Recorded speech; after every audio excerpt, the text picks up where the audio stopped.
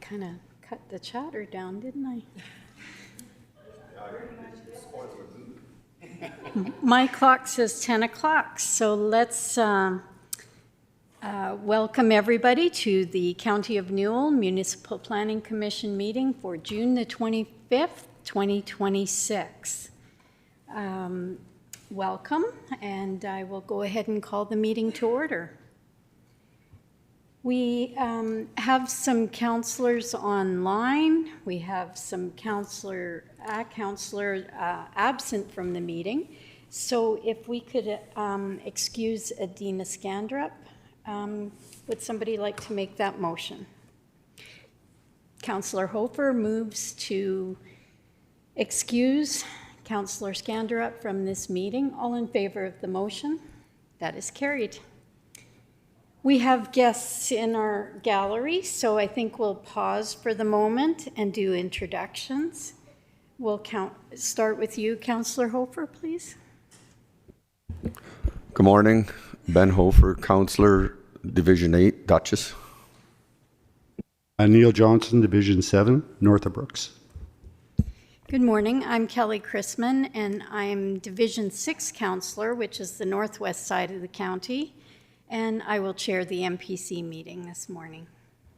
Good morning. Arno Dirksen, Division 9, the Gem and Rural Rosemary area. Welcome, Matt Fensky, Chief Administrative Officer. Good morning, Holly Johnson, Division 4, the areas of Scandia, Rainier, Bow City, Castles, and Antelope Creek. Hello there, Dan Baumgarten, Councillor, Division 1, Rolling Hills. Good morning, Emma Sinclair, Planning and Development Administrative Assistant. Good morning, Catherine Siakla, Communications Officer. Hi, Sandra Stanway, Brooks Bulletin. Hello, Shannalee, Development Officer. Hello, I'm Maria Jackson, Supervisor of Planning and Development. Good morning, I'm Jeff Tiffin, manage the Planning Development and Engineering Department. I'm Bernice Shega. I'm a concerned citizen. I'm Maria Andres. Denise Amundsen, County Resident. Ken Hokinson, County Resident. Zachary Forrest, former County Employee. Norm Jersey, Mayor Brooks. Thank you, everyone, and welcome to the Municipal Planning Commission meeting. Our online people, thank you. Go ahead, Greg. Councillor Screever. Hi, Greg Screever. Yeah, Greg Screever, Division 5, Lake Newell Resort, and South of Brooks. Good morning, I'm Lynette Kopp, Division 3, Patricia Millicent area. And the other ones, Catherine, do you know? I can't hear you. For MPC today. Okay, we have others online. Would you like to introduce yourself, please?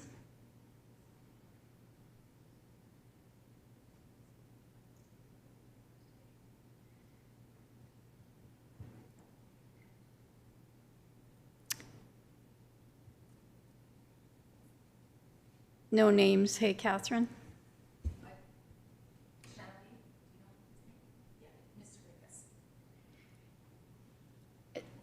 Would you like to do the introduction, please?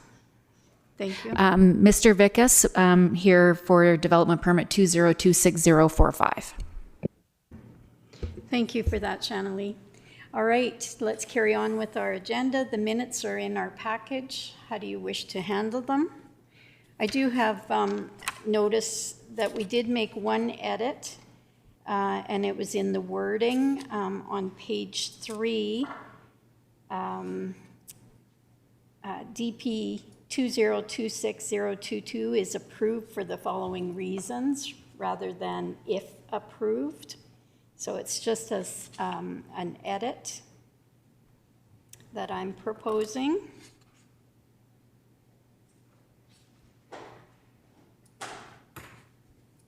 Anything else for discussion?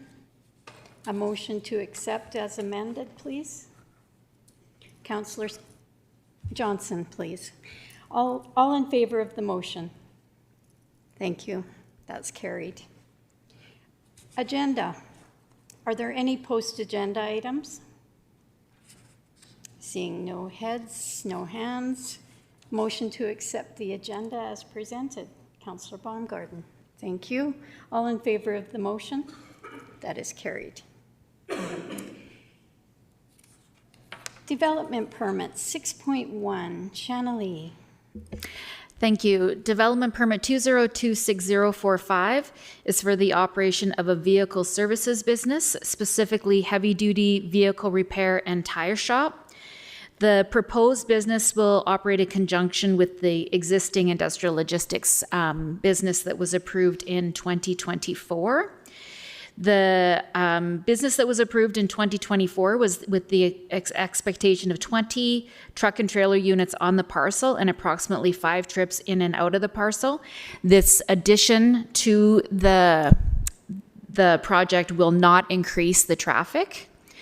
The applicant will store tires on the east end of the parcel. The applicant is not requesting any variances to the setback of the land use district. There was no issues or concerns from administration. There was no response from adjacent landowners, and the City of Brooks IDP had no issues or concerns, and we're recommending approval with conditions. Thank you, Channelie. Are there any questions on this application? Councillor Johnson. Hi. 2 questions. One, when I've driven that way, I haven't noticed a lot of action. Is the business operating? And number 2, is it owned by the same owner? Or are we co-owners on this? Thank you. Channelie, thank you. Sorry, thank you. The original business is approved and should be operating on the parcel. This one should not be operating yet. It is not the same owner. It's 2 different owners, 2 different businesses' names. Thank you for that clarification. Any other questions MPC has? How do you wish to handle the application? Councillor Johnson. I'll move it with the conditions that county put on. Okay, as recommended. Any further discussion? Seeing none, all in favor of the motion? That is carried then.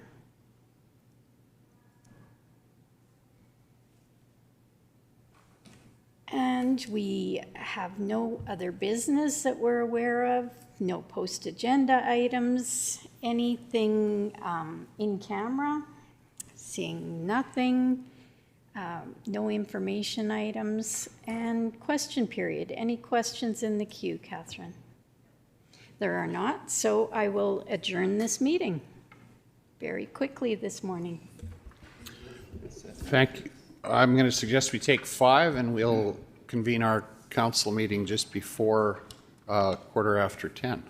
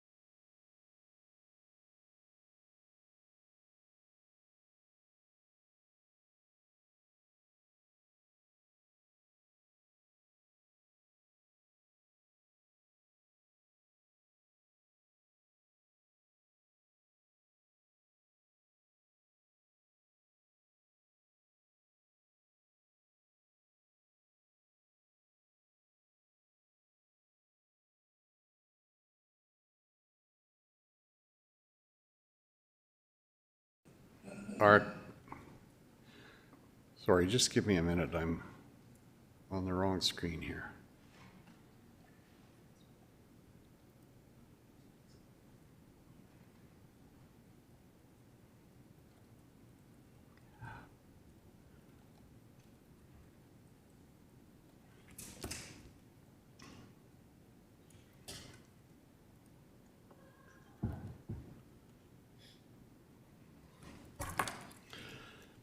Good morning, everyone. Welcome to our County Council meeting for June the 25th. I've got my screen up and we can begin this meeting. We have two of our councillors that are joining us electronically this morning. Welcome, Councillor Screever and Councillor Kopp. But I think Councillor Scandia will not be able to join us today, so if we could have a motion to excuse her from today's meeting. Councillor Johnson, all in favor of that motion, please indicate. That is carried. Thank you. And for the councillors that are joining us electronically, we'll try to have you on the screen so we can see your hands if you vote yay or nay. So we have the minutes of the June 11th meeting have been circulated. Are there any errors or omissions or subsequently a motion to approve those minutes as circulated? Councillor Chrisman moves. Motion to approve as circulated. Thank you. All in favor of that motion, please indicate. That is carried. Thank you.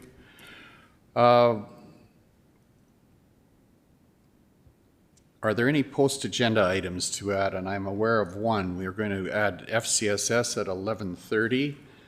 We have a funding request with Scandia Hall representatives at 11. Are there any other post-agenda items or any post-agenda items to add? Seeing none, a motion for the adoption of the agenda as altered would be in order. Councillor Baumgarten, thank you. All in favor, please indicate. That is carried. Thank you.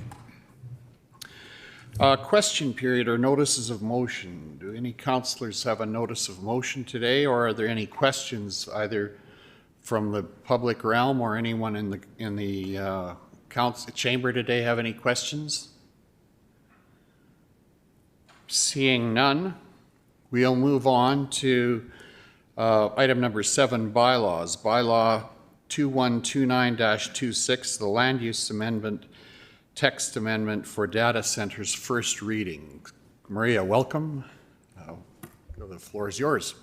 Thank you.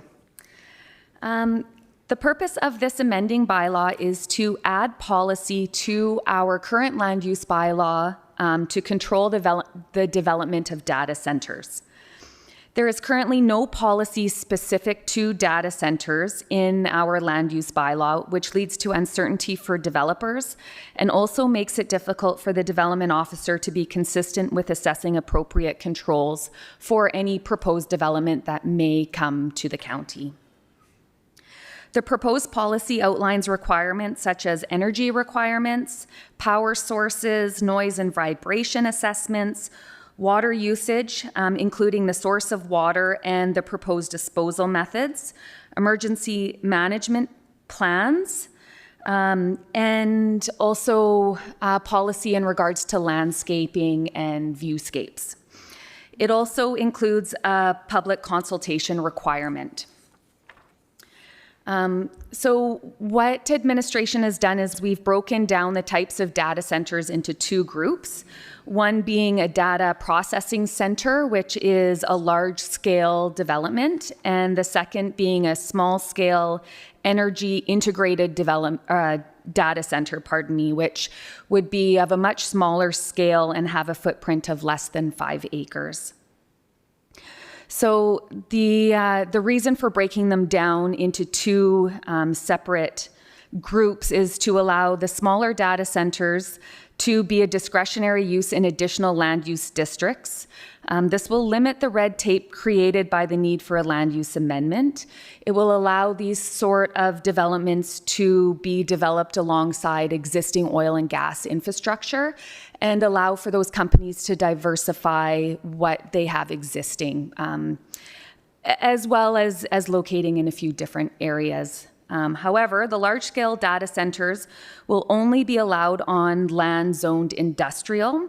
So if they're proposing something on agriculture land, then a land use amendment will be required.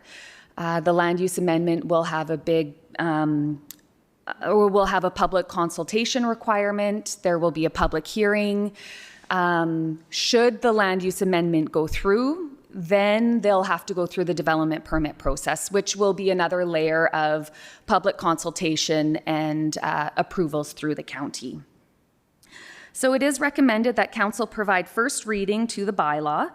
Administration will then work on advertising for a public hearing, discussing with the public, ensuring that we have everything we need to help control this development within the county. And then we'll move forward with with public hearing and second and third reading when it feels right to do so. Thank you for that, Maria. Are there any questions or any discussion from council with regard to this? Typically, first reading goes through and then there's response after that. Go ahead, Councillor Johnson, please. So I have a number of questions. The first one, just on your written part, under large scale, you have may include other on-site power generation, which is different than the on-site power generation. So what is the reason for the word other? It's in your RFD. Just on the second page where you break them down into large and small scale? Yeah. That would include if there's backup generators or if they have multiple different sources of power generation. We need to know about everything that's creating power, how much power they're using, if additional approvals are required from a provincial or a federal level. So we need to just make sure we are in the know about all the things that are proposed on the site. Okay, thank you. Go ahead, follow up. Councillor Johnson. I see in here you have the on-site lighting. You wanted to know what the lighting was. My question would be, when you do research into these, some of these have a very large light.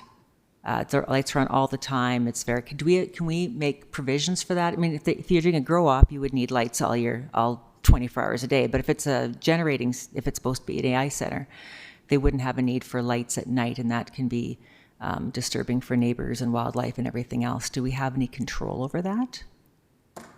Go ahead. That's actually the reason that we have that policy in here, so we know what their plan is for lighting to help reduce any nuisance factors to adjacent lands. Lighting is important for security, which is what, or I guess the main reason it would be there in the evenings and at night especially. However, if there is residential properties, if there is, let's say animals or feedlots or whatever surrounding the proposed location, depending on where it is in the county, then we have the ability to review that development based on the location and their reasoning for that lighting, and then we can determine what conditions would need to be placed on that development permit based on that.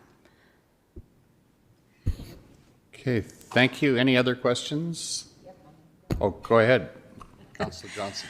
On the large data processing, you have an 800 meter delivered to have a say in 800 meters. I'm wondering on that because when you look at the information,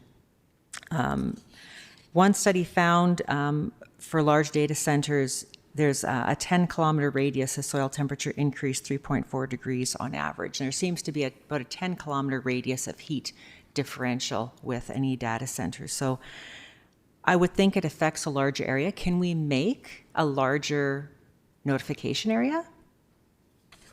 Go ahead, Maria, please. That's definitely something that can be considered, and the first reading is just the proposed amendments, and during the public hearing or second reading, we can make those amendments as council wishes. Thank you for that. I think that's the context that we need to approach this with. Yeah, that there's opportunity for adjustments as we see need from either the public hearing or our own perspective on it, really. Any other questions or a motion? Councillor Neil Johnson, please. No questions. I think it's worth following up with the data center. You've done a good job, and I'll make the first. Okay. Motion to approve first reading. Any further discussion? Seeing none, all in favor of the motion, please indicate. Opposed? That is carried. Thank you. Okay, thank you for that, Maria. Let's move on to item number 7.2, Bylaw 2130-26, Land Use Bylaw Text Amendments, Agriculture Buildings and Agriculture Structures, first reading. Go ahead, Maria. Thank you. So this has been brought to council a few different times. There's been really great discussion. So since the policy was last presented to council, we have amended the definition of agriculture structures to mean a structure used for agriculture that is not permanently affixed to the land, is designed to be movable and can be relocated without substantial disassembly or demolition. So examples would be shelters, corrals, grain bins, not on permanent foundations. Policy has been included in the land use bylaw to help ensure that all necessary permits are being obtained. Policy including the maximum human occupancy for agriculture buildings and utility services connection to agriculture and structures, ensures that administration helps the developer be aware of their responsibilities to obtain all the appropriate safety codes permits. So because we are proposing that agriculture buildings need development permits, that does not mean that they always need building permits. So we want to be clear in the policy that we can help developers understand when a building permit is required and when it's not. So we want these policies to kind of work together. So it is recommended that first reading be given to the bylaw. Administration will then move forward with an education strategy, including advertising, open office hours, or a potential open house. A public hearing will be set once administration and the public has had the opportunity to discuss and learn what the proposed amendments are and how it may affect them. And amendments can still be made prior to the second reading and when we've heard from the public. Thanks. Okay, thank you, Maria. Are there any questions? Councillor Holly Johnson, please, go ahead. So I have, there's your agricultural structures definitions. Gotcha, Lynette. I have some problems there because one of your agricultural structures is supposed to be pivots. But you say it can't be connected to utility services, including electricity, gas, or pumping. So pivots have to be connected to power. So that doesn't work. It's also not to be larger than 75 meters square. I'm wondering the purpose of the minimum size because many corrals are way larger than that. Feedlots, it doesn't match. And I'm curious about the 30 meters from a naturally occurring water body. Pump shacks are closer than that. I must by provincial regulations, but that is a bit of an issue. So, yeah, can you explain those two to me? Go ahead, Maria, please. That's a good comment about pivots, and that should maybe be just made a little bit more clear in the policy that that it doesn't include irrigation infrastructure. So that's definitely a change that can be made. The 75 meter square, that's about 800 and some square feet. So Corrals is a difficult one to really assess the square footage because it is just a linear line. So again, we can make that a little bit more clear. It's really so, shelters and things like that, that there is a bit of a limit because these boundaries get pushed every day. And so if we can have as much black and white and ability to say, no, this is why you need a permit, that's easier for the development authority to control, I suppose. And was there one more? Go ahead, Councillor Johnson. Well, I'm just confused about that there's a limit to corral size or a feedlot size. Like all those are by NRCB. So I'm kind of confused when you're saying corrals. Maybe your idea of corrals is different than my idea of corrals, and that could be an issue then, what people think. 'Cause you're saying a linear line. I'm like, oh, linear. I wasn't thinking linear. So when you say corrals, what do you see?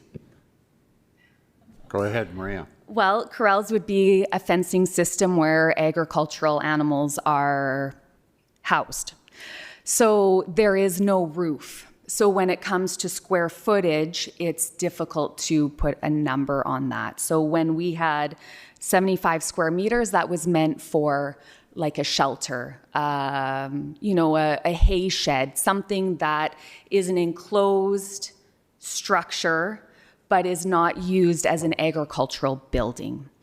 So, and the reason for that number is that you can have a hay shelter that is 1,500 square feet. That is a different thing and more imposing on the landscape. You're more likely to run into right-of-ways. You're more likely to go over underground buried facilities than you are something that's smaller scale, that's movable.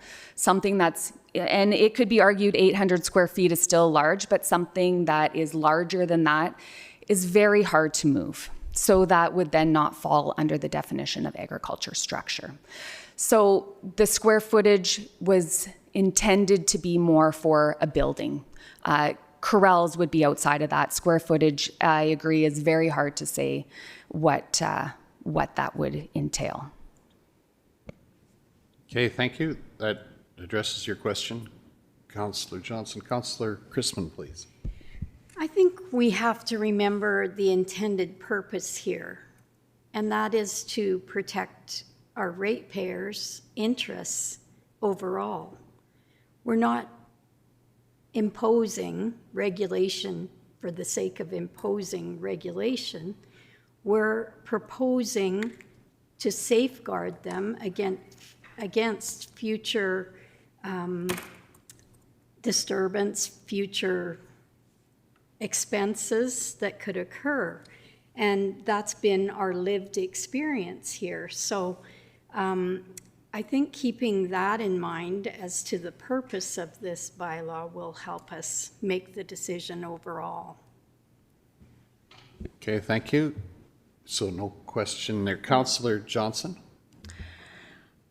I would say that the goal also is not to cause confusion among agriculture producers who won't be really happy with this to begin with. There's been problems that have been caused by building. So I don't expect a lot of happy people who read this bylaw. I'd like to make it as clear as we can.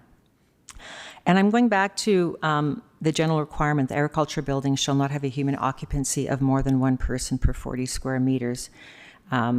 Two things. I'm assuming that will not affect any grandfathered buildings because there are some small shops that are still in use by producers.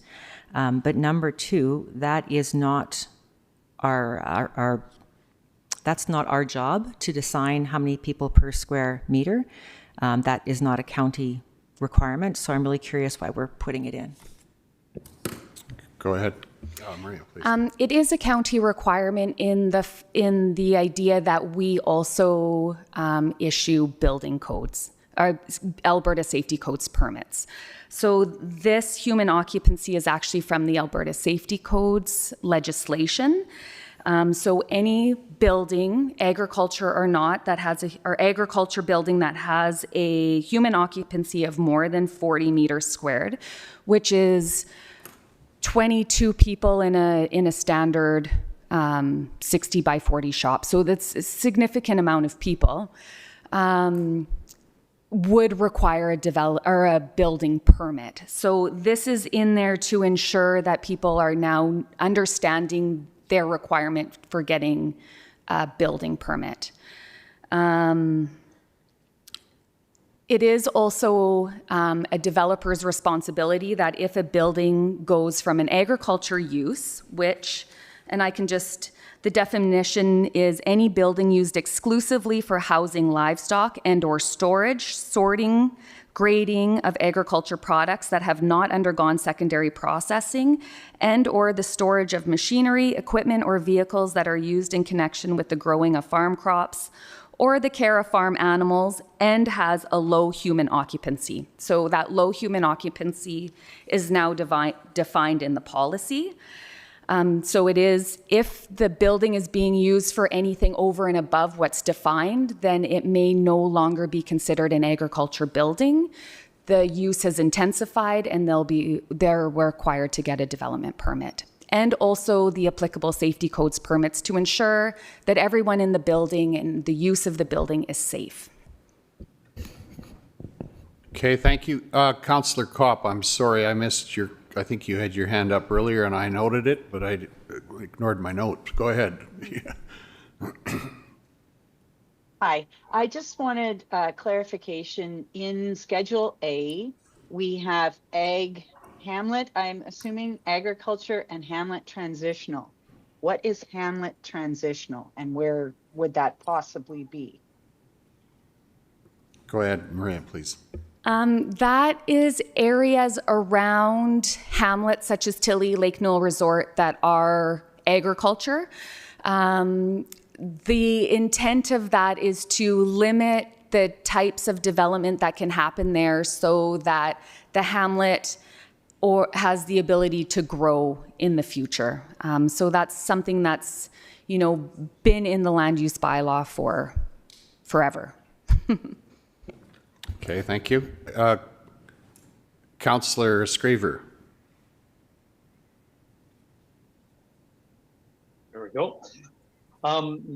Yeah, thanks, Maria, for this. I just have a question with respect to the pivot corners. Now, I know that pivot corners or pivot, they require substantial infrastructure such as concrete and utilities and things. Can you clarify what we're doing with pivot corners specifically, and is a permit required or something like that? Go ahead, Maria, please. The intent is to not have a permit for pivots, provided that they meet the requirements of the land use bylaw. So I think that there is some room to make the policy a little more straightforward in regards to pivots and irrigation systems, which we can work on prior to second reading. So if the pivot, the base of the pivot is within the 30 meters of a road allowance, then really they do require a permit already. But the intent is not to have them come in for a permit. The intent is to have them be considered an agricultural structure. That's exempt. Even if it's within 30 meters? Okay. So, sorry, so long as they meet the policy of the land use bylaw. Right, okay. So that would be no change from what's happening now. Today, okay, Yeah. Thank you. Sorry, Councillor Screever, did that? Go ahead, please. Yeah, well, my concern is that we've had many pivots that have been requesting to come in for variances over the past, 4 or 5 years since I've been on council. And I'm just wondering if we would have required a permit for these pivots, like the base of the pivots especially, because they do require concrete and infrastructure. I'm wondering if we decided that we weren't going to give that variance, that would have to be jackhammered out of there. I'm just wondering if we can protect the landowner from having to make any possible changes, and if we would alleviate these problems moving forward if there was a permit for every pivot center. Just a discussion. That's what my feeling would be, but I'm not a farmer. I don't have a pivot. I don't know the intricacies of it, and I'll need some maybe some education on this from the other councillors. I guess just to speak to the variances that I think that we've dealt with over the years, it's because it's primarily road allowances that have been irrigated over for years, and I think I don't. Those are mostly being grandfathered, but they're being brought up to standard basically, and that's why we're seeing those. Is that not correct? I don't think that it's most of those are not new builds, but with better communication with the EID over time, typically new builds, people understand that they need to come in if they are encroaching on a road allowance, which a lot of the ones that we've dealt with were because they were built years ago when that was no issue. And typically, if you look at it, most of those were built where you have a landowner that was controlling a road allowance and farmed or grazed over it for years, and there is no activity. So I think there's kind of two things going on there. Would you agree with me on that, Maria, or what's your perspective? So pivots that are built contrary to the land use bylaw that don't have a development permit can stay, we don't go out and inspect every single pivot. So if something is built contrary to what the land use bylaw says, it can stay there until there is a problem. Then, because it doesn't have a permit, it was built illegally, and the county has the ability to go in and have it moved, do the things if required. Pivots are a tricky one because farmers want to utilize as much land as they can, which does mean that sometimes they do get put in closer to road allowances, property lines than in the land use bylaw. The county does have agreements that can be put in place for encroachments, so things like that. So there is the ability of the county has the ability to control if required in other avenues. Okay, thank you. Councillor Hofer, please. In reference to pivots and permit development permits, what about power? If you applied for power to Fortis, you would have to show a development permit to run power to that facility because it's got to come off a meter. Is that not correct? Or go ahead, Maria. They would require an electrical permit if it's power, a gas permit if it's gas. So there is the requirement for the safety codes permits, but no development permit. Thank you. Councillor Johnson. Just to add to that, Fortis requires quite a bit of information on exactly what you're doing. You don't need a development permit, but they make sure that everything is in line before they give you power. So they take care of that piece. Councillor Johnson again. Just one other question, Maria. I see you've taken out of here that agricultural buildings shall not be located within 30 meters from the right of way of any road. And I was curious why that's scratched out. Go ahead.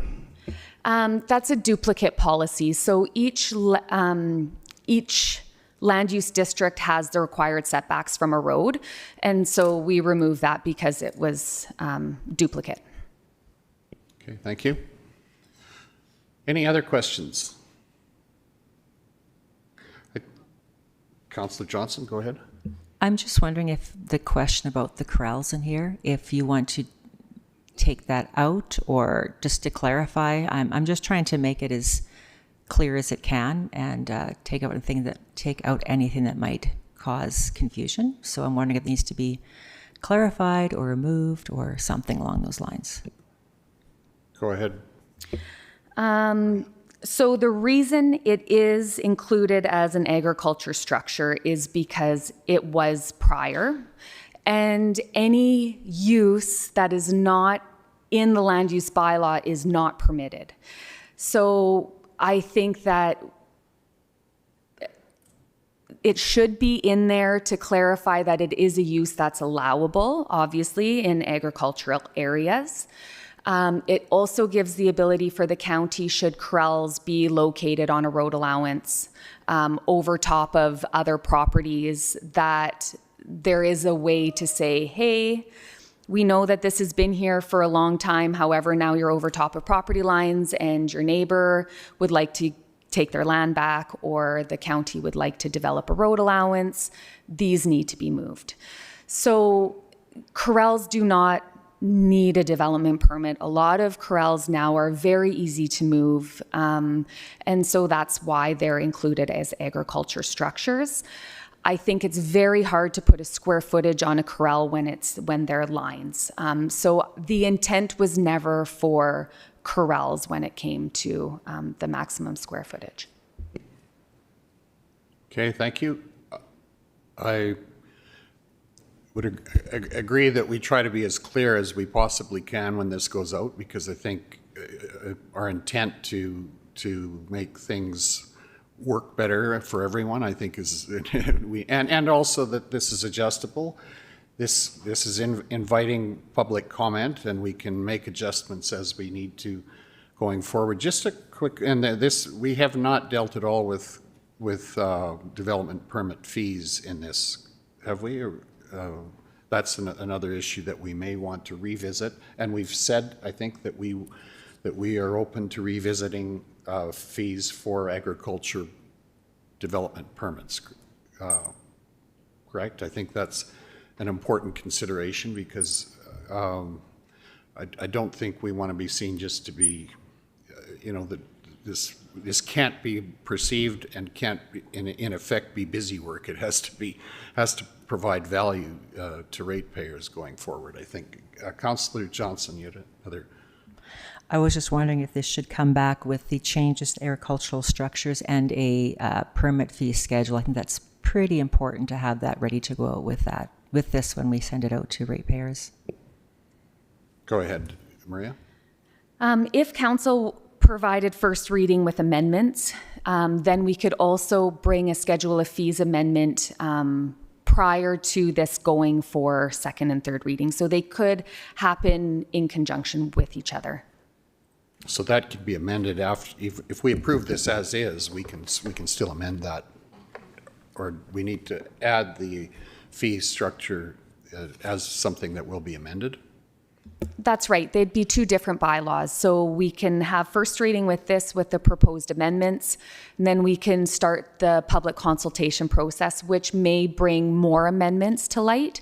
So in that time, we can also propose a new schedule of fees bylaw, so that once we're ready to get both bylaws rolling, if council decides, then they can happen concurrently.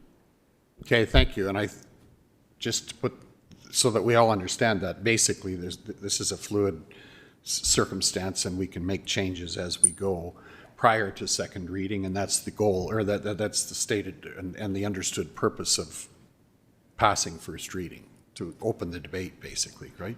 Yes. Thank you. Councillor Johnson? Last time this was before us, I asked that it not be brought forward until the fall. I don't think it's to get good feedback from our farming community. I don't think summer is the time to bring it forward. I mean, governments are often accused of trying to put things through in summer or Christmas when people aren't paying attention. Data centers, I think we have to. It's right in front of us. I think the timings may not be great, but we don't have a choice. They could be coming. But I would like to see this one even move to getting feedback and doing engagement to the fall. Okay, just for a common understanding, and maybe I've missed something here, but we don't have a second reading proposal, or do we? Go ahead, Matt, please. Yeah, through the chair, my direction to staff has been, let's get first reading in front of council, we can kick it out the door, and let's make sure we provide ample opportunity, taking into consideration, folks are knee-deep in the farming season. So what we have informally discussed at the staff level is second reading would potentially come back that second meeting in September, potentially the first meeting in October. Gives you lots of space to engage with the public, have some open houses, or subscribe to come and speak with Maria and the team here and answer questions, take feedback. There's going to be edits. We know there's going to be edits. We're going to learn something from the community when they engage on it. So that's kind of where we're anchored informally is, you don't rush this through in the summertime. Fall for second and third.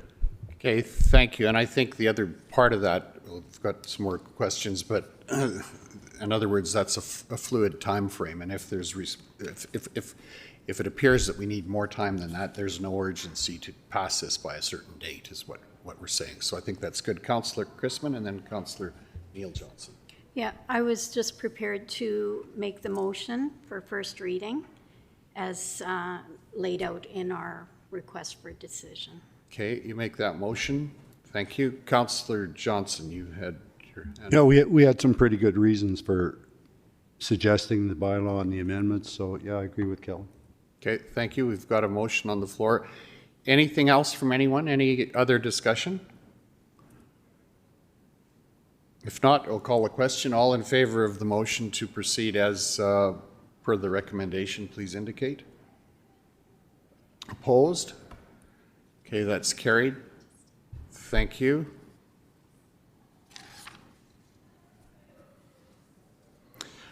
We've got a delegation at 11 o'clock.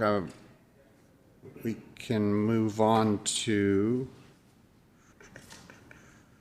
Admin business, 9.1, call for volunteers. 9.1, administrative business, call for volunteers, the Bassano Rodeo Pancake Breakfast. Who do we have available for pancake breakfast on July the 4th?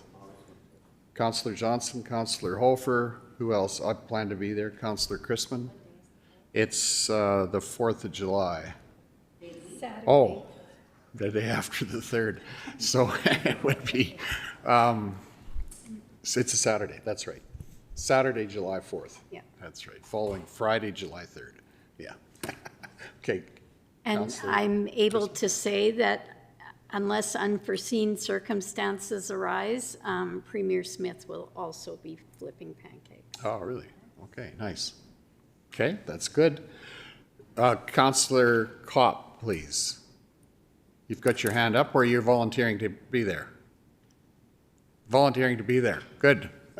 Yes, volunteering to be there. Excellent. Thank you. Councillor Johnson? I'm a maybe. I'll see if I can make it, but I'm a maybe. So we should have a good cohort of attendees there, as we have in the past. That's good. So does that give you what you need there? Ariana, I'm going to just add a pitch that related, I'm hearing him. but a different situation on Wednesday, July 1st. There will be pancakes being flipped in Rosemary too. I know that Councillor Hofer is going to be there helping. I intend to be there. If there anyone else that would be interested in helping there around Councillor Chrisman? 7 o'clock, I think. Councillor Johnson? If I can convince my company to go for an early morning breakfast, I'll come and flip pancakes. Okay, that sounds good. There isn't, they're not waiting on us for that, but I think any help is appreciated. And I know that I've told them that Councillor Hofer is going to be there, and I know that there's some others. So if you can make it, I think just let us know if it's convenient, but come if you can. Good. That takes care of that. The Federation of Canadian, Councillor Hofer, sorry, thanks. On July 4th, will you send an email out for timing and everything? Or do you have a time for it? I think it's, I think it's in it's all in the RFD, if you don't mind checking that out, unless you want a personal email. No? Okay. Hand delivered, no. Let's move on to 9.2, Federation of Canadian Municipalities. We did discuss this at our last council meeting briefly. This is just a direction to ask staff to, Ariana, to do a random draw for the remaining Federation of Canadian Municipality annual meetings for the rest of this term, correct? Anything else I need to know? Go ahead, Ariana. That is correct. So I got the dates of 2027 and 2028. They are not in a position to share the 2029 ones with me. So yeah, I guess we'll do a random draw. If you know you're not going to be available for one of those dates, maybe let me know and we'll move you. But other than that, I think we can do a random draw and assign 3 to each. Sure. Okay, thank you. Councillor Johnson, please go ahead. Traditionally, we only sent 2 to the further away ones because of, well, there's a substantial costs. I'm not sure if we need to deviate from that policy. 6 people went to the one in Edmonton. Just Dan, you stayed back with Arno and I, right? Yeah. So most people have gone to an FCM, so I'm not sure we need to send 3 to each one. I think we are spending a lot of money on a lot of conferences and such, and maybe we need to look at that. So you make a motion? We need to have direction. Yeah, sorry, I'd make a motion that the one in Halifax is just, any ones that are in Eastern Canada are 2 people, and if they're Western Canada, it's 3. Okay. Thank you. Ariana, go ahead. You have a question. Does Winnipeg count as Eastern or Western Canada? Okay. Western. There won't be a lot of competition for Winnipeg anyway. Unless you're on a WestJet flight. Okay, so motion on the floor that Councillor Neil Johnson, you've got a comment? Yeah, doesn't 9 divided by 3 work out a lot better than carving out 2 councillors, just over a little bit of extra money? I have no problem with sending 3 to each one. Okay, thank you. Response to that, and then Councillor Christman. The policy has been that everyone gets a chance to go to one FCM conference in 4 years. So 6 of you have already gone to one. So we're already way over policy. So I'd like to try to get it back a little closer to policy. Thank you, Councillor Christman.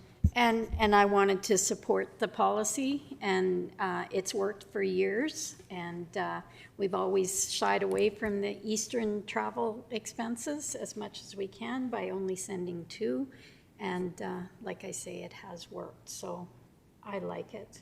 Let's follow policy. So what is the policy today? Is it to send 2 to Eastern Canada and 3? Is that part of the policy or not? That's Matt. what we've always done. So 3 would go to Winnipeg. Go ahead, Matt. Yeah, so the policy is worded, the Federation of Canadian Municipalities annual conference, each councillor may attend once per 4-year term. So there isn't any division of how many to one or another. I think it makes some good sense to control costs where you've got an opportunity to control costs. Those flights to Eastern Canada aren't as cheap as it is to get to Hawaii. So some good items for consideration. So yeah, once per 4-year term. And I think previously there was discussion about it's always kind of nice to go to a conference with a buddy so you can stay safe, right? Buddy system. And you might want to get at it that way. So instead of sending 2, maybe you send 3, and maybe there's some FCMs that you don't send any to. You got a lot of room to be creative on it. Okay, with the open policies, okay, so we have a motion on the floor to we can change the policy to be 2 to Western Canada event or locations and 3 to Eastern Canada. Oh, the other way around. Sorry. Yeah, 2, 3 to, okay. Yeah. Or we can be guided by the existing policy, which, although we don't deal with that, we deal with that once a term typically, right? Okay. Okay. Any further discussion? I have a motion on the floor that we, oh, Lynette, sorry, I didn't see your hand. Go ahead. I just feel like we already deviated from that policy by saying as many wanted to go to Edmonton were allowed to go to Edmonton. So I would suggest staying with the way Ariana had it written with 3 councillors each. Okay, thank you. Any further discussion? If not, we'll call the question. So just so that we're clear, the motion is that we send 2 councillors to FCM locations that are in Eastern Canada and 3 to locations that are in Western Canada. All in favor of the motion, please indicate. Opposed? Okay, that motion is carried. Thank you. Okay, that gives you the guidance you need, Ariana. That works? Okay, thank you. Let's look at 9.3 councillor payment sheets. Is there any discussion around those or a motion to accept the councillor payment sheets as circulated? Any questions or a motion? Councillor Chrisman? I'll make a motion to accept as circulated. Thank you for that. All in favor, please indicate. That is carried. Thank you. Can we do, pardon me? Yeah. Functions of council. Are there any functions of council proposed? Anyone have any that need to be considered today? Seeing none, and it being, sorry. Councillor. Quick comment on that subject. Just to let you know, I'm not sure if I have, that RMA is sending me to Penwar. So if there's opportunities to carpool, I'm up for it. Okay. Yep, that's good to know. And there will be 3 others going, so 4. Go ahead. Oh, sorry, I couldn't understand what you said, but now I just caught on. Right. Yeah, the net effect of it is that County of Newell will have 4 representatives at Penwar, so that's good. Okay. With that, we have an 11 o'clock agenda item with the Scandia Hall board. Do you want to take 5 or are we ready to go? 3? Okay, let's take 3 minutes and we will convene at 3 minutes after 11.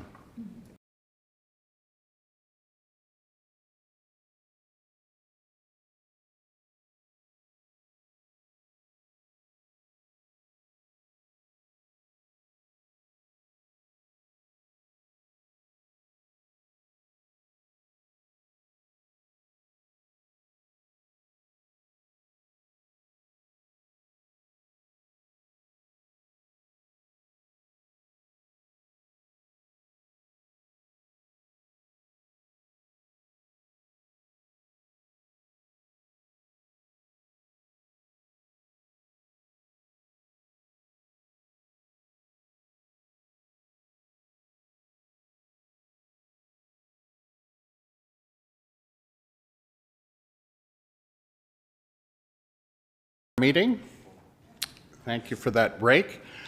And I'd like to welcome the representatives from the Scandia Community Hall Association or the Community Association, whatever, get that name right. But why don't we have introductions and then we'll, Lane will give us the background to what we're discussing at this point. Go ahead, Councillor Hofer. Good morning, Councillor Hofer, Division 8, Duchess. Neil Johnson, Division 7, North Brooks. Morning, Kelly Chrisman, Division 6, the Northwest side. Arno Dirksen, Gem, and Rural Rosemary. Welcome, Matt Finsky, CAO. Good morning, Holly Johnson, Division 4, Scandia, Rainier, Bow City, Castles, and Antelope Creek. Hi there, Dan Baumgarten, Division 1, Rolling Hills. Good morning, Ariana Nielsen, Executive Assistant. Good morning, Catherine Siakla, Communications Officer. Sandra Stanway, Brooks Bulletin. Kathy Jacobson from Scandia. Echo Chandler from Scandia. And I'm Lane Johnston, Director of Corporate Services with the county.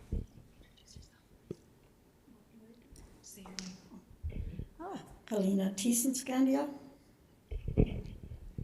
Evangeline Broadway, Jack, JR, and Harvey Broadway, Scandia residents.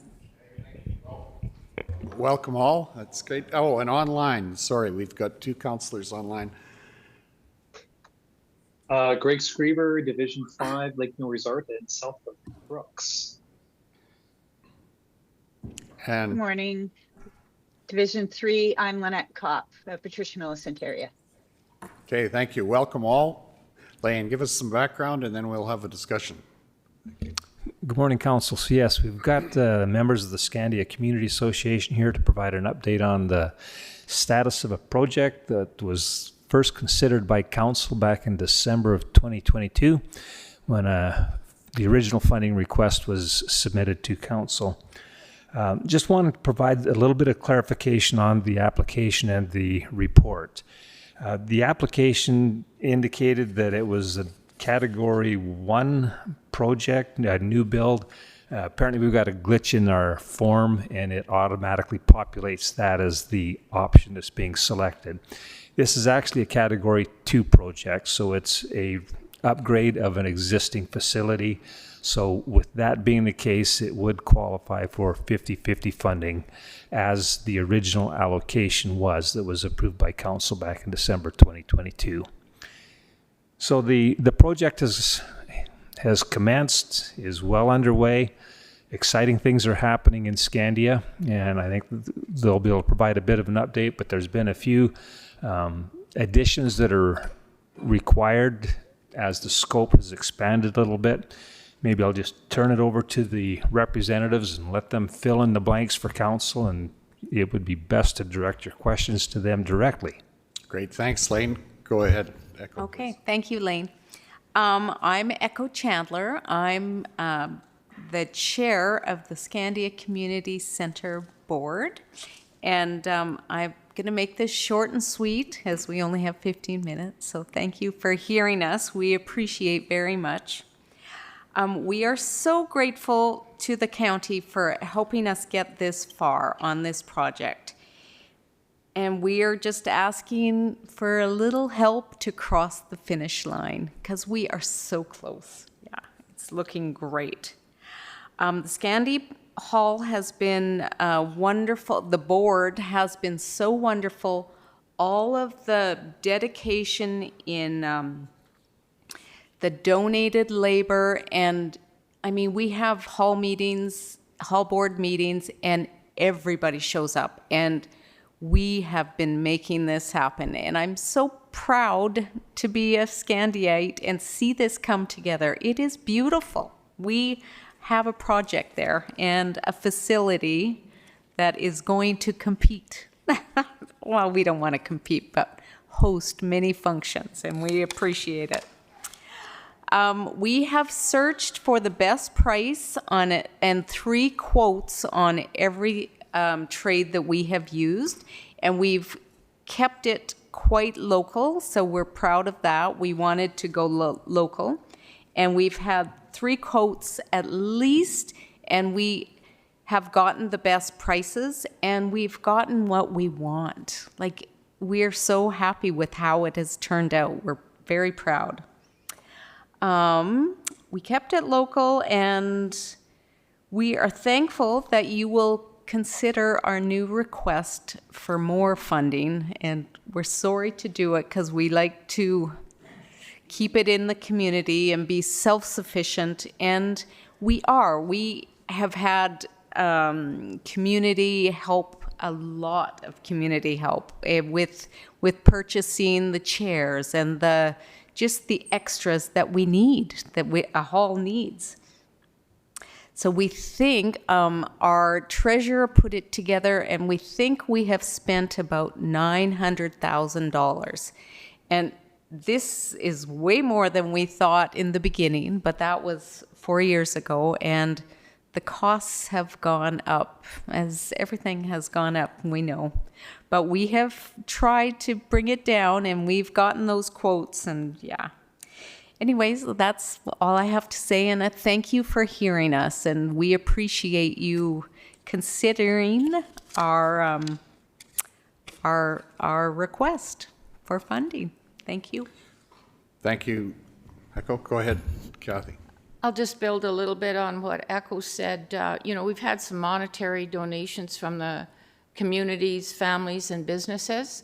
I think we initially thought the hall completed would be between $600,000 and $700,000, but it has turned, we're in the $900,000 mark with donations, and I have family members in the construction business who said that financially, the prices have never really recovered since before COVID. Things have not improved there. We've had a lot of donated labor. Community members bring their equipment, their skills, and that started right with the demolition of the Quonset, foundation prep, framing construction, making a concrete pad for the HVAC machines. Our board has tried to do our own contracting as much as we could. We're new at this. In my case, I had to learn how to do design layouts for halls and consider egress for emergency. The electrical requirements for stage lighting and learning, and we learned about updated and modern features for venues. For example, for weddings, there's now outlets in the ceiling. I had no idea that that was a feature, but we have those features now. And they're used. Twinkle lights, I think it is.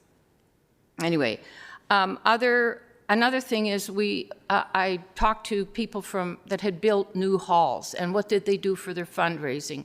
I was in contact with people from Odessa, Saskatchewan, who have just completed a beautiful hall. They had a lot of funding from their government, but they also had their own resident engineer, so that helped to cut their costs there. They had some great fundraising ideas. We talked to New Brigden. What did they do for their lighting? How did they do this? So there's been a lot of research that has gone into this.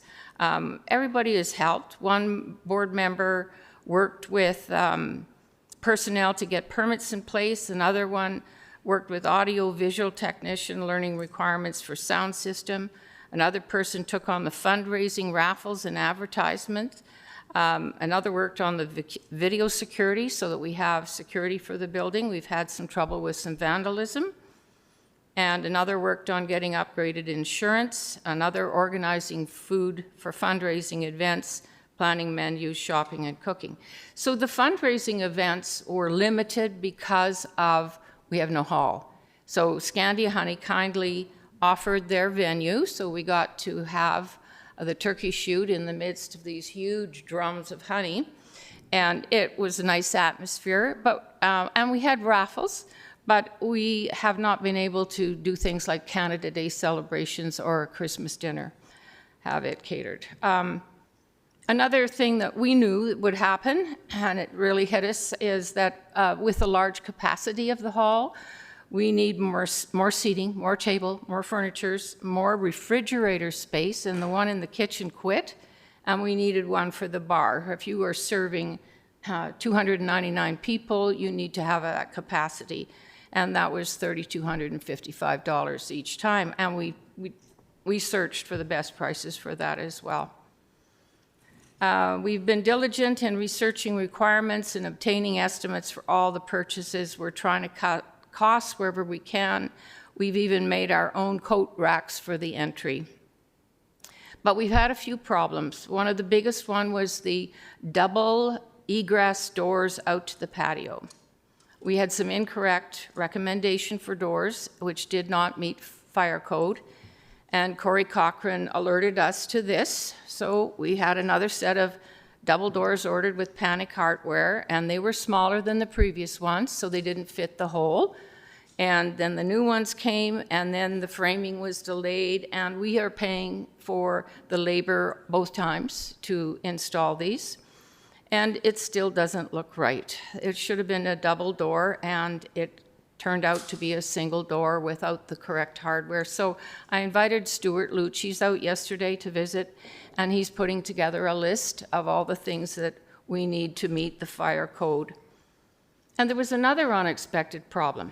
So the old post office was in our building, in the old part of the building, and to modify a place for it, we used the south end of the old Quonset, put in a beautiful post office, but people were used to driving right up to the front door of the post office, and they wanted to continue to drive up to the front door of the post office, despite it having a designated parking area over a little bit to the north. And they drove right across the lawn. And what happens there is when it rains, it becomes a lake. And when the snow melts, it's a bigger lake. And then Echo and Holly gave us a map of an aerial photo from the county that shows this as a designated drainway right where that is. And that area will, if that area is never suitable for parking, we'd really like to have a barricade of sorts. So maybe bollards or some kind of concrete device. Research them, they're quite expensive. We wondered about the ones you've got in your parking lot out here, but some of the big trucks that we get, they actually could go over that, depending how the person is feeling that day. I did email Mark Harbeck in Municipal Services last week with photos and asked him if he could come out and have a look at this and perhaps give us some suggestions. So I look forward to hearing from that. Currently what's going on is last night we had a hall cleanup, which that included tree trimming, sweeping the gravel off the patio, cutting grass, and doing the small things that just made the place look much better. We are grateful for the county to do the mowing, the big mowing. There was lots of spots that were too wet, and that will have to, someone will bring into town one of their mowers and clean that up in the next couple of weeks. Currently, there are 4 community members who are in the parking lot all day with equipment who are donating their labor to remove the construction debris, their chunks of concrete from the main building, and they're focusing on leveling out some of the parking lot. Our engineer was concerned that there was a bit of a high spot in front of the door and the water would flow back into the building. Unfortunately, we have exhausted our funds for the concrete pad outside the entrance and some gravel to help around the hall. You know, this project has been so much work, hours and hours of time, but it's totally without regret. As Holly was saying, every time you walk into that hall, it just hits me, it's so beautiful. And such a significant change. It's spacious, modern, well-lit, and air conditioning, and it's not going to be too hot in summer. And the building will benefit generations to come, just like the old Quonset did with our forefathers who served, and it served our community really well. And once the facility is complete, we will have more opportunities to use it as a venue to fundraise and repay loans and be more self-sufficient. We just need to finish, and we're so close. If the council will consider helping us with the 50% of the expenses outlined in the request letter, we will be grateful. And if you'd like to help us with more funding than that, it would be graciously accepted. On behalf of the Scandia Community Board, thank you. Thank you. Thank you for that presentation. Are there any questions from anyone on council? Councillor Baumgarten and then Councillor Hofer, please. Hi there, thanks. That was very thorough background on everything that's gone into this. Obviously, it's been a big one.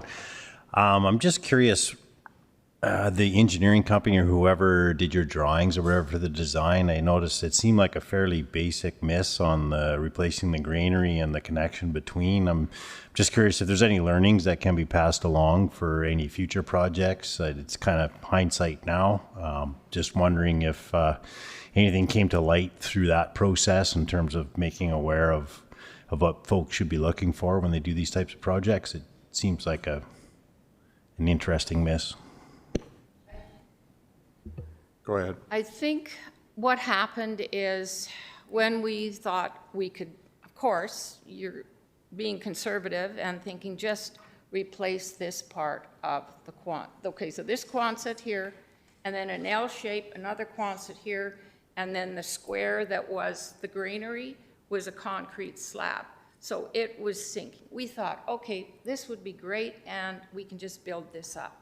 But as it turned out, when the engineer had a look at this, and they figured out when they were doing the foundation is that no, this needed to, his advice was just do the whole thing. Just do the whole thing, and then you're not patching things. And we didn't want the steps Yeah. up to the other one. We wanted it all flat. Yeah, so it's all one level instead of having to step up into the new part.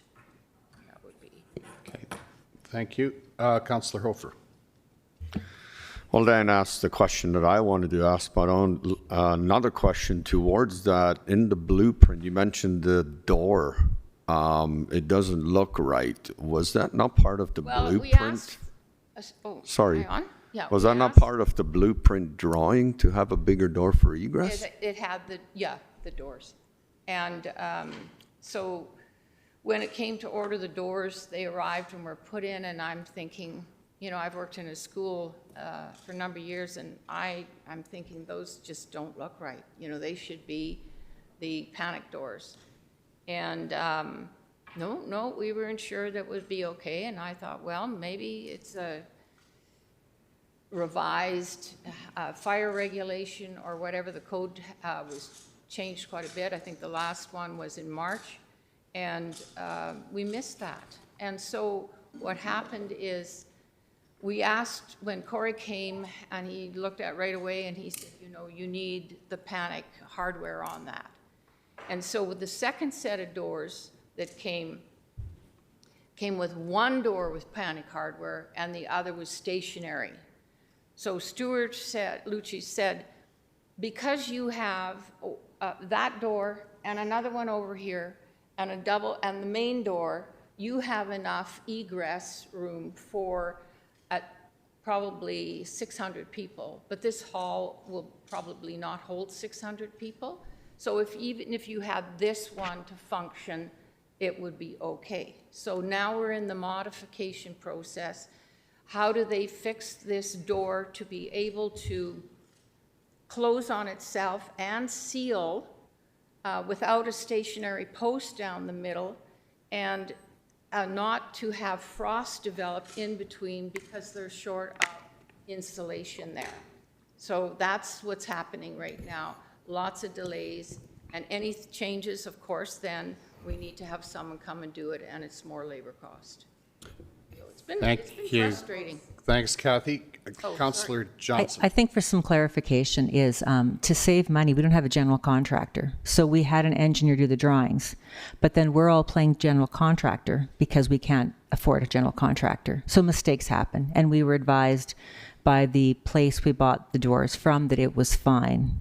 That did meet it on 2 occasions, different kind of doors. So you do the best you can do, and mistakes do happen. Yes, if we had a general contractor, we wouldn't have had it, but that's a lot more money. And as you can see, it's not there. The money's not there. Okay, thank you. Councillor Chrisman, please.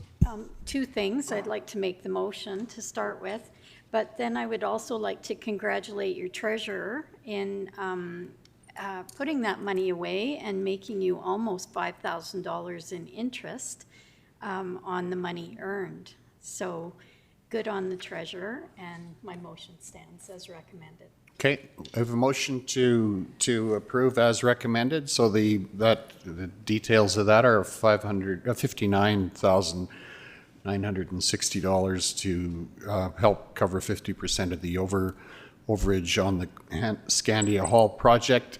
Any further questions? See none on the electronically. All in favor, please indicate. Okay, that's carried. Thank you. And I also, on behalf of all of us, thank you for the good work you're doing. Certainly, all of us know in small communities that volunteerism for keeping our communities running is critical, as including emergency services and a whole range of activities that happen because community members volunteer in rural communities. Thank you for what you do. Thank you for coming in, and congratulations on your project. And we'd like to come see it when it's all done. I would just like to say that, yes, we're looking forward to hosting the council and for your local events, because that meeting room is just something else. It's really beautiful. So, Great. Thank you very much. Okay, thanks for coming in.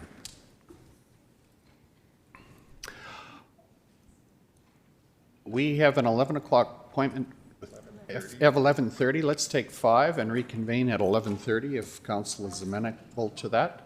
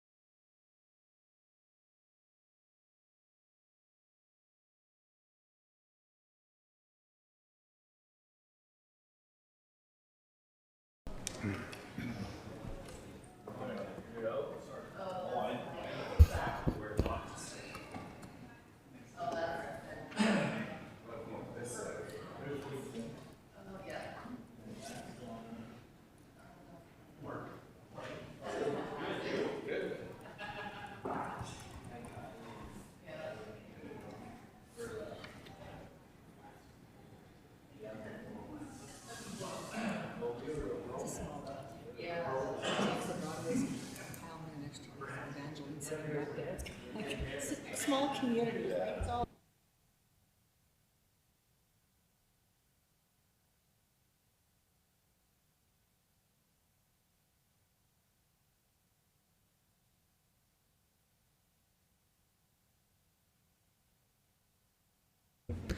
Okay, let's reconvene our meeting. I think we've got everyone of council back with us, and we have an appointment at 11:30 with FCSS. So if I could call the group from FCSS up, and then we will have introductions.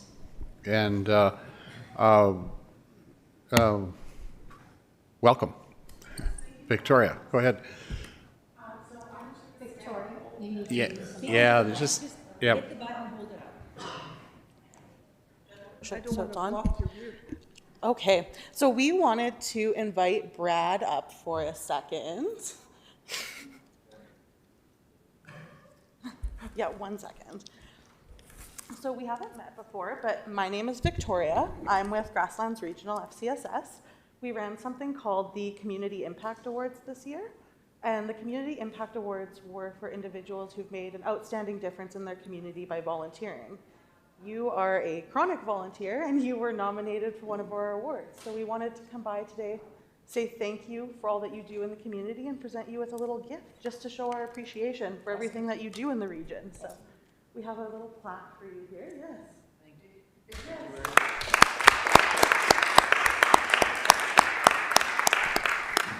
And then we also have a little gift bag here, but we just wanted to say we know lots of things in small communities don't happen unless volunteers contribute their time to make them happen. And you do that tenfold. There was so many places that you volunteer, listing them all would take so long. But We appreciate everything that you do here in the community, the work that you put in and the effort that you put forward to developing youth, community, volunteerism, making people feel included, and we just wanted to really say thank you for all that you do. Thank you. Yes, and we were wondering if we might be able to get a quick photo before you jet off to Paris. Sure. Awesome. Okay. Thank you for that. I'll just, oh, sorry, you're taking a photo, right? Is that?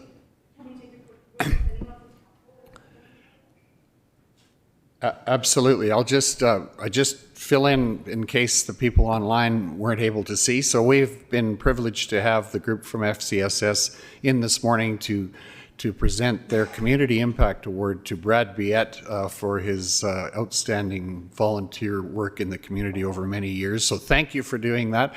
And I'll provide that as background for people who might not have been able to see this. And thank you for coming in to do that, and it's kind of appropriate. We just had our previous agenda item involved the community of Scandia and the many things that happened there with regard to volunteerism. So Brad, congratulations, and thank you FCSS for highlighting Brad's work in the community and really highlighting the impact of volunteerism in all of our communities on a day-to-day basis. So thank you. And you're going to have a photo. That's great.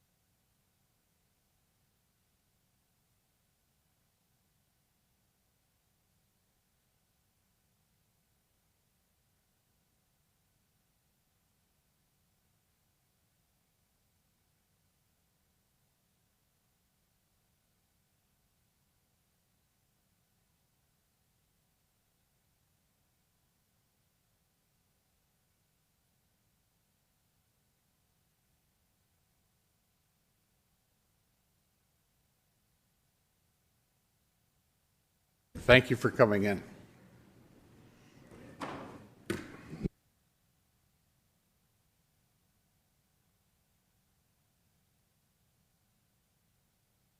He does a lot of work. Yeah.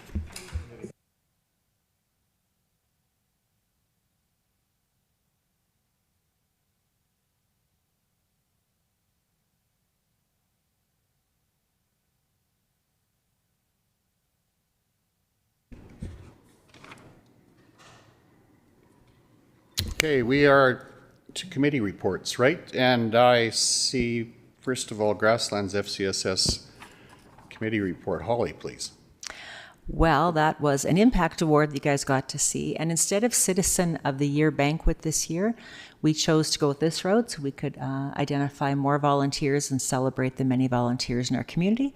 So we took nominations, and then Victoria has been going, well, all over the county, delivering these. She was at a 4-H meeting. She was at soccer in Rosemary. She's been all over. So it's been a really great program, and really proud that we can honor our volunteers. As well, this year we've done a volunteer impact video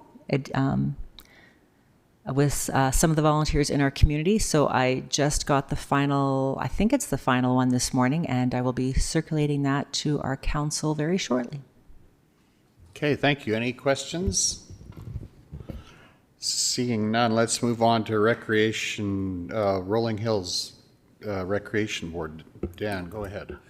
Yeah, I really want to highlight something, a development in Rolling Hills. The Ag Society has put on some security cameras that face the post office entrance and then the hall entrances and stuff. They're basically very similar to hunting cams or web-based.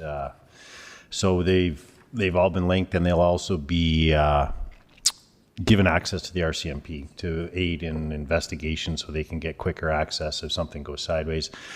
So I just thought I'd let you guys know what we're up to out there, and it seems to be working really well. And yeah, we're pretty well. We think it's a necessary development, just with how things have gone with vandalism and other things in the past. So just a precautionary and preventative measure, hopefully, And let everybody know that they are there and they're not fake, they're operational.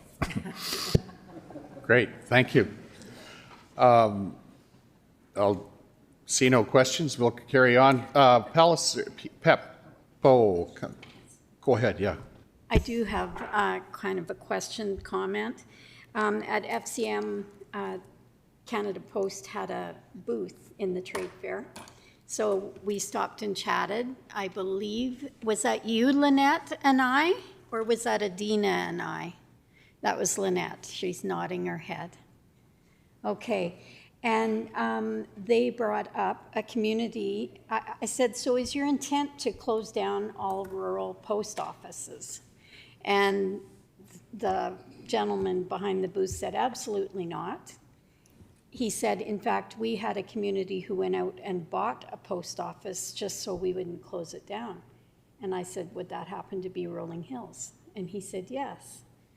And so I do have his business card, and I will pass, I meant to get that to Matt already, but he says if we have any questions about post offices in the future, contact him directly and we can move forward. He does not, he claims that Canada Post does not want to close rural post offices. So there you go. Good, thank you for that. PEP, Palliser Economic Partnership. Polly, you want to start the report? Yes, we had our AGM in Pollockville last Friday. I had never been to Pollockville. The Hardgrass Hub is a lovely hall. Taking some pictures of things we could maybe put in our new Scandia hall. It's always good to check out what's in the area. Very good meeting. We're seeing really good representation from all our municipalities. PEP is growing. We're adding new members every year. So that's been wonderful. And we had our elections, and Arno was reelected as chair, and I was reelected as secretary treasurer. Would you like to add to that, Arno? No, I think that's pretty good coverage, and you're right. We have had good support from all of the municipalities, and in terms of detail, I guess they want to repeat the fundraiser for the vet college support for this area. The CIB program to support municipalities had some roadblocks, but we're still working on that, and we're working on a business membership framework as well, right? I think those are only details, but thank you for your support of PEP, and I think we're encouraged to see it growing, so that's good. CDC. I think we should have a quick report on CDC. Some of you were at the summit that Candace and Todd and the staff organized for last Thursday. I think it was remarkably successful. Actually, I think in the weeks leading up to it, there was uncertainty about the number of people that would be attending, but as it turned out, I think it just kept growing and turned out to be at 130 people. Kind of crowded out the space at Medicine Hat College, but I think the real buzz was people visiting with each other and exchanging information, ideas, and some business got done. So I think it was excellent. Matt, you maybe want to add some detail, or anyone else who was there. Neil was there. Councillors Johnson were both there, Councillor Baumgarten, and also Councillor Kopp. Any other comments? Matt, you go ahead, and then if anyone else has comments. Just congratulations and thanks to Candace and Todd and their staff for pulling this event together. These things are a massive effort. I think we rolled out around midnight after closing everything up. So long hours, but very rewarding. Good cross-section of folks from across the country and across the province. We had private funders, so you had the dollars in the room, you had the academics, so you had the brains in the room, and you had the county there. And we had some really nice kudos from some of the folks who have had the opportunity to engage with Candace and lease property out there. Our value proposition is the county being nimble and being able to get people into their research space quickly. That was validated that we're doing it. It's great. So we've got some good momentum, and made some excellent contacts that we're going to be following up on in the near term here. So thanks to Candace and Todd for getting that off the ground. Yeah, I would agree with that. Councillor Holly Johnson, go ahead. I think people really enjoyed the tours because it was the opportunity to tour the grounds, the buildings. Yeah, it was just a good way and lots of good conversation on those tours. People would ask questions about what was here, what was there. So good conversations there as well. Thank you. Councillor Baumgarten. Yeah, just to expand on that, the extent of the facilities and the amount that's there available, I think was definitely good to see in person. So basically what Holly said there, I think it was very impactful to have people be there hands-on to see and see what's on offer. So well done. Yeah, thank you for that. Anyone else?